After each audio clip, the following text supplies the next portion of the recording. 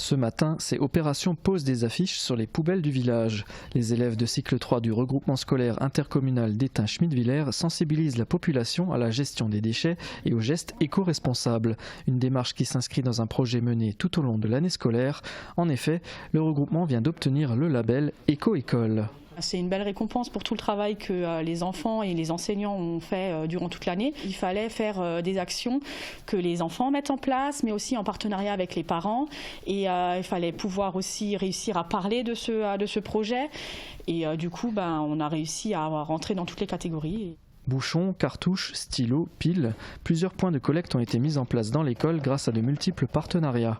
Semaine zéro déchet, ajout de poubelles, les élèves de cycle 2 ont réalisé un labbook sur le cycle de vie des déchets.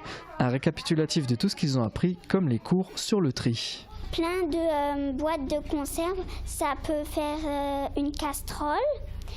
Plein de bouteilles en plastique, ça peut faire des pulls. Tout l'établissement a été mis à contribution de la maternelle au CM2. En cycle 3, les élèves ont réalisé un blog pour recenser l'ensemble de leurs actions. Partager nos idées contre la pollution avec les parents. Dedans, il y a par exemple ce qu'on peut faire avec les stylos à l'école. On peut les récolter, les bouchons aussi, les cartouches d'encre. Cette démarche éco-responsable a été initiée conjointement par les élèves et l'équipe pédagogique. C'est la diffusion du film Legacy de Yann Arthus Bertrand qui les a poussés à agir. Si on pollue encore plus la planète, on n'aura plus de vie. Alors, j'aurais dit qu'on arrête de polluer la planète. Je trouve qu'elle est un peu trop polluée et qu'il faut agir. Si on pollue trop la planète, après ça sera plus une vraie planète, ça sera une planète avec que des déchets partout. Avec le label Éco-École, le regroupement scolaire d'Étain-Schmidtvillers a franchi une nouvelle étape, une réussite pour l'établissement qui a su concrétiser sa démarche en période de crise sanitaire. Mais le label n'est pas une fin en soi, toute l'école reste mobilisée et les actions éco-responsables se poursuivent.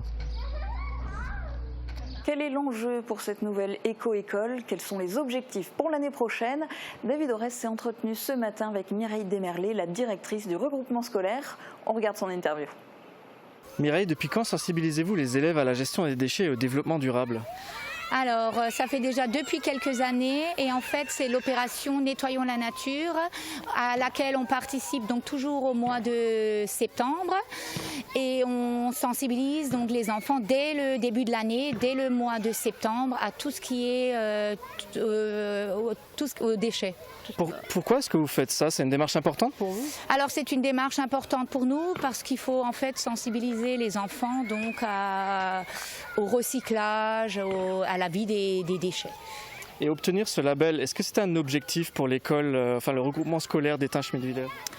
Alors c'était un objectif, je ne vous le cacherai pas, parce qu'on a quand même entrepris beaucoup d'actions, on a beaucoup travaillé toute l'année sur ce projet, mais ce n'est pas le seul objectif. L'objectif c'est quand même d'abord que les gamins ils prennent conscience, que les enfants prennent conscience du cycle de vie des déchets. Qu'est-ce que vous ferez l'année prochaine? Cette année, la thématique c'était les déchets, vous continuez? Alors l'année prochaine, on a l'intention de travailler sur la biodiversité. On y travaille également depuis quelques années. On a déjà mis en place des nichoirs, des mangeoires pour animaux. On a mis en place le composteur.